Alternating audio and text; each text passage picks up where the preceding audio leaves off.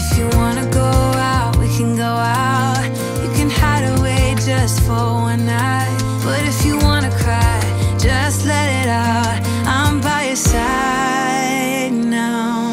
Just hold on a bit more, 'cause I know you only see the rain, not the rainbow. Deep down I know you're strong. Give them hell, baby, prove them wrong. Just hold on a bit more, 'cause I know you only see the rain, not the rainbow. I know you'll get up again. Gotta stand up tall, I know you can be brave, brave, brave.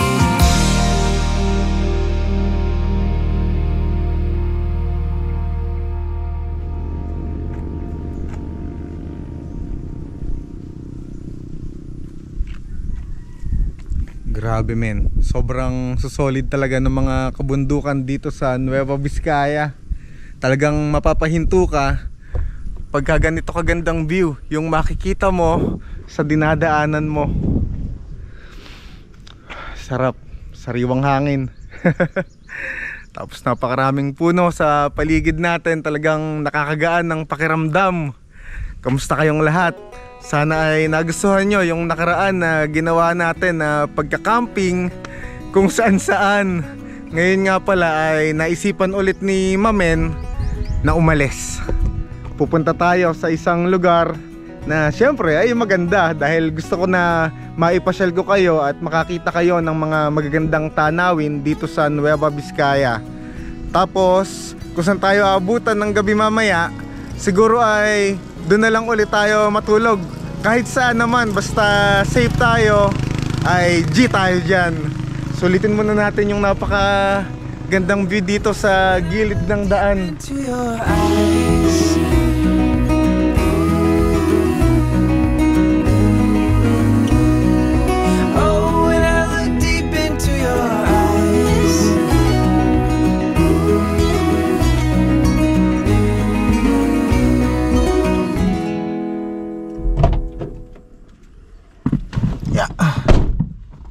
Tara, let's. Huy, huy, huy. Ayaw makisama nitong seatbelt natin ha. Na-excite na ako sa pupuntahan natin ngayon. Let's go. Yan, siguro ngayon ay maghanap muna tayo ng ilog, dahil napaka-init ngayon dito. Parang trip ni Mame na maligo. Alam niyo naman pag ganito yung panahon ay talagang masarap magtampisaw sa tubig or kaya sa ilog. Yung mga falls kasi dito sa tingin ko ay hindi pa natin mapupuntahan dahil medyo matatarik yung dadaanan natin doon. Baka hindi kayanin ni storm. Saka yung mga falls naman dito ay halos lahat ay nakita nyo na at napuntahan na natin. Kaya ngayon ay parang gusto ko munang i-discover yung mga kailugan dito, dahil yung mga kailugan naman dito sa Nueva Vizcaya ay talagang napakaganda. Kung makikita nyo naman sa mga video natin nung nakaraan, ay dun pa lang talaga ay sulit na yung mata mo. Busog na busog na.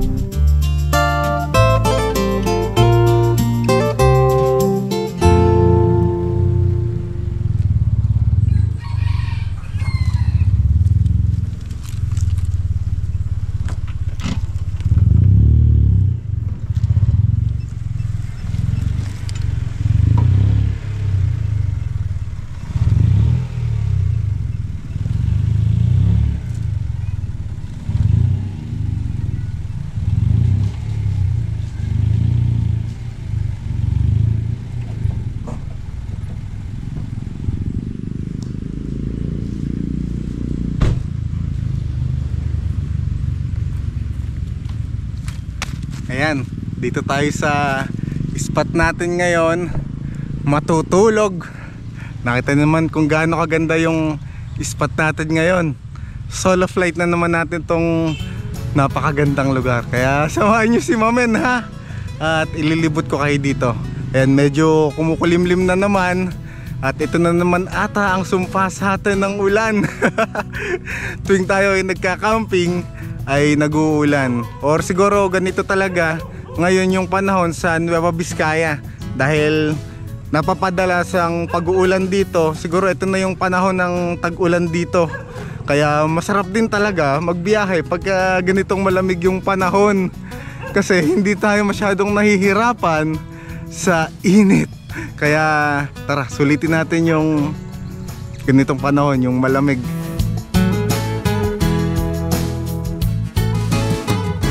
Awesome! Tara't maglibot-libot na tayo ngayon hanggat hindi pa masyadong bumubuhos ng malakas yung ulan dito sa spot natin. Yan, medyo maraming tao tayo mga nakikita dito. At least ay alam natin na safe tayo dahil mababait naman yung mga lokal na nakakasalamuhan natin dito sa Nueva Vizcaya. Ayun yung ilog sa gilid natin. Ayan, ngayon ay hindi na tayo nagpark sa tabi niyan. May aral ako natutunan dahil dun sa nakaraan na ginawa natin ay muntik tayo abutin ng ilog. Kaya ngayon, ayun, may mga nag-comment dun sa YouTube natin na dapat daw ay hindi tayo dun pumupwesto lalo at maulan yung panahon. Dahil delikado daw, baka mamaya ay abutan tayo ng pagtaas ng ulan, pagtaas ng ilog, ay matatrap tayo doon. Ay hello po, magandang araw po. Ayan natin yung gaano kababait yung mga tao dito sa pwesto natin, di ba? Talagang hindi ka kakabahan kahit na wala ka masyadong kakilala, ay ganun sila nagiging palabati sa mga taong dayo dito sa lugar nila. Hello kuya, magandang hapon. Ayan, tara pasyal-pasyal muna tayo dito para malibot rin kayo. Ngayon parang may tulay doon na malaki. Silipin natin. Alam niyo naman si Momen ay mahilig magagala. Ngayon ay maglakad-lakad muna tayo. Dahil tulad nga ng sinasabi ko sa inyo, pagka yung sasakyan natin ay hindi kaya yung isang lugar, ay talagang maglalakad tayo para mailibot ko kayo sa mga magagandang lugar. Ayan na. Nakaka-relax men. Ang ganda, sayang medyo marumi yung tubig, hindi tayo makakaligo sa ilog.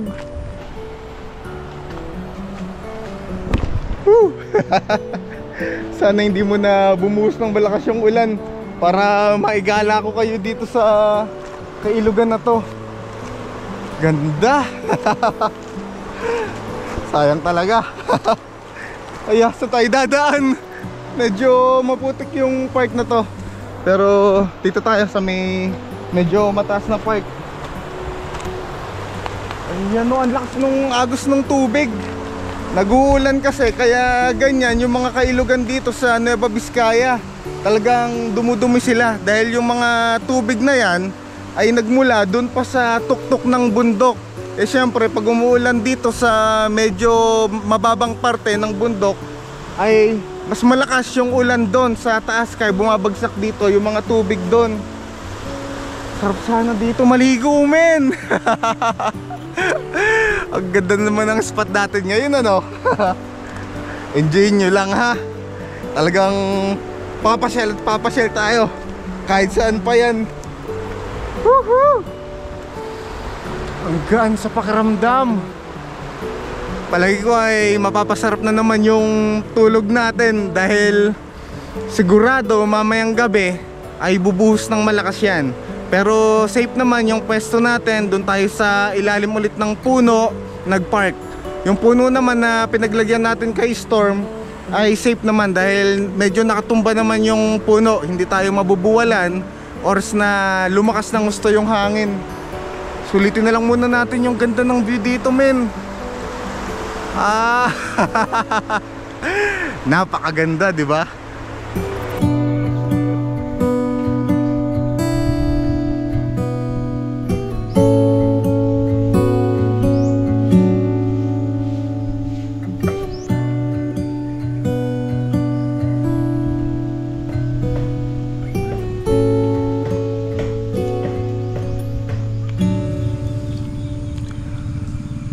Sarap.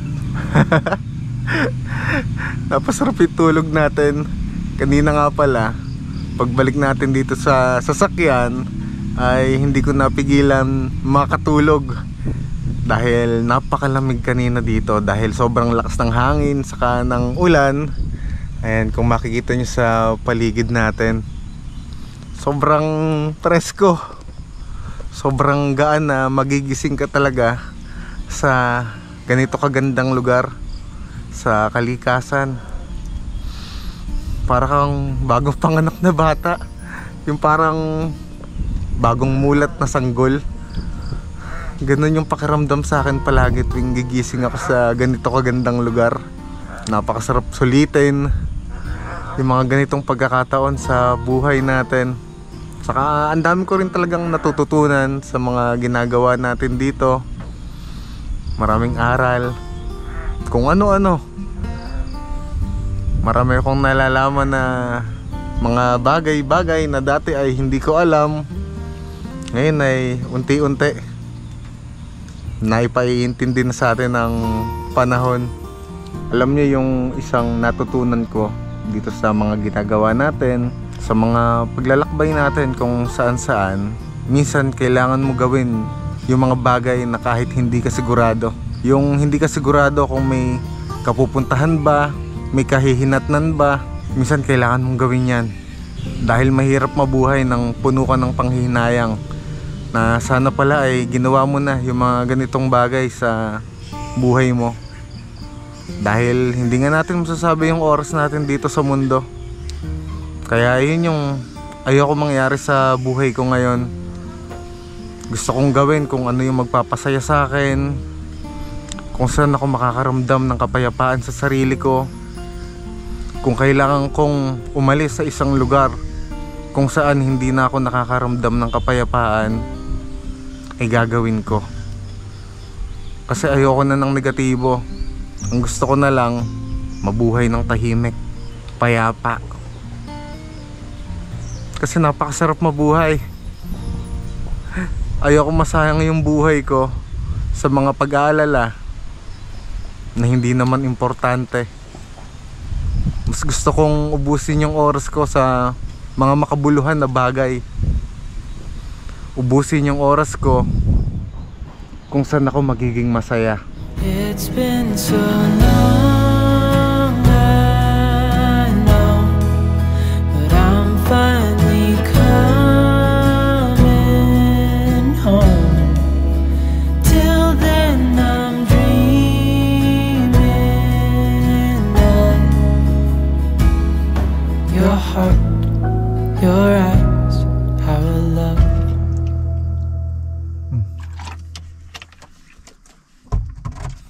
Gawa tayo ng kakainin natin ngayong gabi. Siyempre, yung madali na lang ang kakainin natin para hindi tayo mahirapan magluto dahil sobrang dilim sa labas. Ayun, ang dami na namang dahilan ni Mamen. Ganito kasi yan. Kanina bago tayo pumunta dito sa spot ay kumain na si Mamen sa karinderya. Kaya ngayon ay ganito na lang yung kakainin natin. Mag pork and beans na lang rin tayo para magaan dalhin sa katawan. Saka medyo nagbabawas na si Mamen ng kanin dahil kailangan na natin mag-diet dahil sobrang laki na naman ng tiyan natin. Ayan, kaya yung mga ganito na lang kakainin natin pagka gabi. Saka maganda kasi pagka nagka-camping ka nga at gabi naman ay ganito na lang yung mga masarap kainin, yung mga madadali. Yan, pork and beans naman. Nakaraan, tuna yung kinain natin, di ba? Ngayon, ganito naman para madahi tayo. Papalusot pa ba ito? Tiyatamad lang magluto eh. Pero masarap magluto si Mamen, ha? Ako ay magaling magluto. Lalo pagka adobo, yun ang aking masarap na niluluto pag nasa amin ako. Ilagay lang natin dito sa baba. Ayan, unti-unti ay nalalaman na natin kung ano yung mga kulang dito sa loob ng sasakyan natin. Ito yung buhay kapag nakatira ka sa isang loob ng sasakyan. Kailangan yung mga gamit na dala mo ay mga maliliit lang para hindi ka mahirapan na sa space. Kasi nga ay kailangan natin ng medyo maliliit na gamit dahil hindi naman kalakihan yung sasakyan natin. Kaya kung makikita nyo ngayon, etong kainan natin ay maliit lang talaga. Pero meron naman tayo sa likod. Kaso ito ang favorite na kainan ni Mamen. Madali ba siyang madaling gamitin. Ayun. Sobrang simple lang talaga ang maging masaya dito sa mundo. Basta marunong kang makontento, ay talagang magiging masaya ka.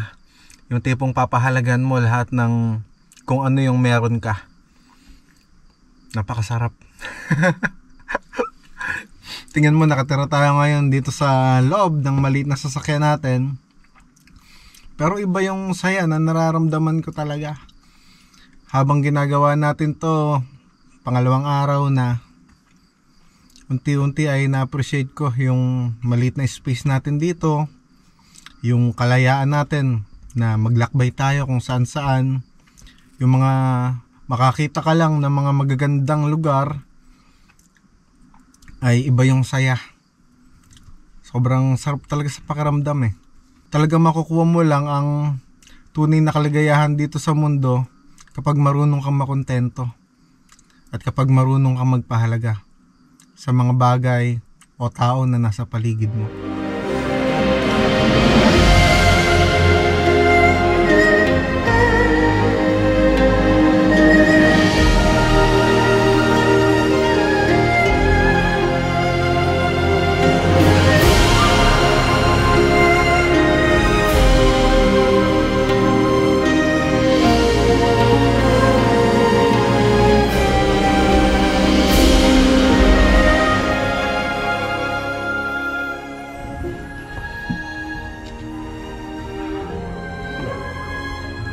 Sasabog. Ang init. Ito nga pala yung first time na gagamitin natin to. Ay, nasunog yung balahibo ko sa Inosente kasi si Mamen eh. Tara, gawa tayo ng kape natin para bago tayo bumiyahe at maghanap ng panibagong spot ay kahit papano ay medyo nainitin na yung tiyan natin. Lagyan natin ng tubig.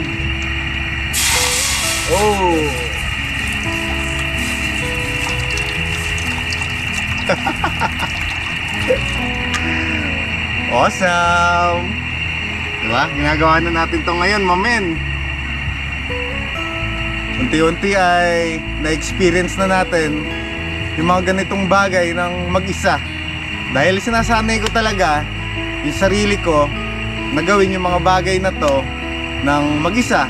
Dahil nga sabi ko sa inyo, baka sa mga susunod na panahon ay lumipat tayo ng ibang lugar. Medyo tumawid tayo para may mga ibang spot at magagandang view naman tayo na makita.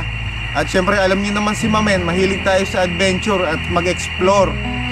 Kaya naisip ko na paano kaya kung tumawid tayo sa mga kalapit na bayan nitong Nueva Vizcaya, di ba? Para makatuklas pa tayo ng mga paraisong lugar. Sarap talaga sulitin yung araw at oras mo sa ganito kagagandang lugar. Iba talaga yung naitutulong ng pagka-camping sa pagkatao ko.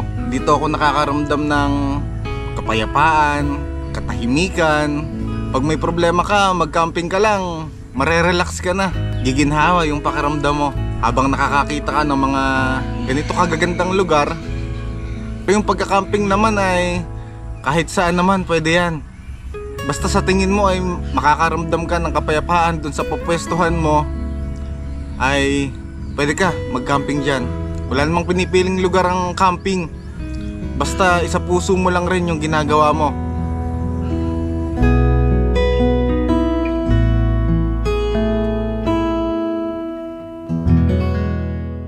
Let's go! It's gala time.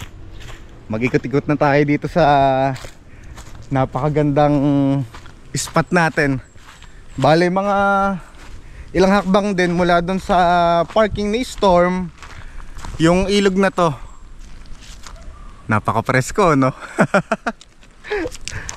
Tara, lakad tayo. Ay sinasabi ko sa inyo, kapag di kaya ni Storm, talagang maglalakad tayo para mailibot ko kayo ng ayos sa mga lugar na pupuntahan natin. Buti na lang ay medyo makulimlim yung panahon dito ngayon, kaya malamig. Hindi tayo mahirapan na maglakad-lakad. Nung nakaraan kasi ay, di ba, sobrang init. Medyo nahihirapan si Mamen. Inaatake ako ng panic attack ko. Buti na lang ngayon ay saktong-sakto, di ba? Ayan, may nakita akong puno dito na maganda eh. Tanaw na tanaw to mula dun sa pwesto natin. Kaya naisipan ko na dito tayo tumambay. Ayan, ang lamig. Ang presko dito. Sayang talaga hindi tayo makakaligo dito sa ilog. Ayan, kung nakikita nyo dyan sa camera ay ang sarap sana dito maglublob. Ganda. No, yung part na to medyo malalim. Uy, parang sunflower tong bulaklak na to ay. Ayan, tingnan nyo naman kung gaano kaganda yung bulaklak, di ba? Unti-unti napapamahal na ako dito sa bulaklak. Ganda ng kulay, no? Awesome. Sayang hindi tayo makakaligo. Mahilig talaga ako sa ilog eh. Kaya kung mapapansin nyo nga yung mga video natin, di ba, puro ilog, falls yung mga pinupuntahan natin. Nakapanghinayang lang. Nasabay pa yung malakas na ulan kahapon. Kaya ayan, dumumi yung ilog dito ngayon. Akala ko pagkagising natin ay lilinis na. Kaso ay mukhang umuulan pa sa parting kabundukan na yon. Kaya madumi pa rin hanggang ngayon yung tubig. Enjoy na lang natin yung magandang view, di ba? Sana isang araw ay maging malinis na ulit to para makaligo tayo. Pwede tayong bumalik dito sa susunod pag may oras pa. Napaka-presko. Sana na-enjoy yung pinupuntahan natin, ha? Huwag kayong mag-alala dahil marami pa naman tayong pupuntahan na iba't ibang lugar at ipapasyal ko kayo. Kaso talagang hindi minsan maiiwasan na yung mga pupuntahan natin na lugar ay ganito, madumi yung tubig, hindi tayo makakaligo at di natin masyadong ma-enjoy yung tubig. Ayan, hindi na naman naligo si Mamen. Pero huwag kayong mag-alala, mamaya naman maliligo tayo pag nakakita tayo ng poso sa dadaanan natin. Kompleto naman tayo ng gamit sa sasakyan natin. Ayan, sulitin lang natin yung napakagandang view dito ngayon. Awesome. Ang ganda talaga. Alam mo, hindi talaga ako nagsasawa sa nature na ganito. Kahit na paulit-ulit akong bumalik sa ganito, ay hindi ako magsasawa. Nakakabuhay ng pagkatao. Alam niyo naman na si Mamen, simula nung pumunta dito sa Nueva Vizcaya ay talagang nagustuhan ko na. Malaki ang naitulong sa akin ng Nueva Vizcaya. Yun naman ang sinasabi ko sa inyo, di ba? Dito nabuo si Mamen. At dahil sa nature at mga magandang tanawin dito sa Nueva Vizcaya ay unti-unti naging okay ako, di ba? Ang laki talaga ng naitutulong ng nature sa pagkatao natin. Lalo ganito kagaganda yung makikita mo, mabubuo ka, muli kang mabubuhay. Dito pwede ka maglatag ng tent dito sa pwesto na to. Kaso nga ay malapit sa ilog. Ayan nga. May natutunan na si Mamen na dahil yung nakaraan nga ay nagpark tayo sa tabi ng ilog, eh biglang tumaas. Kaya ayun, next time ay hindi na natin gagawin yun, lalo at nag-uulan. Delikado daw. Ay nagbabasa kasi ako lahat ng mga comment nyo kay Mamen. Kaya ayun, unti-unti ay apply natin lahat ng mga sinasabi nyo, lahat ng mga payo nyo. Siyempre kasama kayo sa mga biyahe ni Mamen, kaya kayo ang mga nakakapansin ng lahat ng yan. Kaya mag-comment lang kayo, ha. Kung may suggestion kayo kay Mamen o dapat ganito yung gawin natin, mag-comment lang kayo. Basta kaya ni Mamen ay gagawin natin yan. Huwag nyo lang pasasayawin ng alam nyo na yun. Nagbibiro lang ako. Napakasarap lang kasi talaga sa lubungin yung umaga ng masaya ka. Yung magaan yung pakiramdam mo, wala kang galit sa puso mo, wala kang hinanakit. Napakasarap mabuhay ng wala kang dinadalang mabigat. Kaya nga tayo nagpupunta sa mga nature, di ba? Para gumaan yung pakiramdam natin, para mawala kung ano man yung sakit o kung ano man yung nasa loobin natin, di ba? Para ma-refresh tayo, ma-restart tayo, maging masaya ulit. At yung kasiyahan na yon ay hindi na ako papayag na basta-basta na lang na mawala ulit kay Yo Mamen. Dahil matagal kong binuo si Yo Mamen bago ko ulit naramdaman yung kasiyahan na ganito. Yung malaya ka. Yung walang hinanakit dito sa dibdib mo. Napakasarap. Ito yung tunay na kaligayahan, men, na gusto kong ibahagi sa inyo sa pagpasyal natin sa mga ganito kagandang tanawin. What's your story?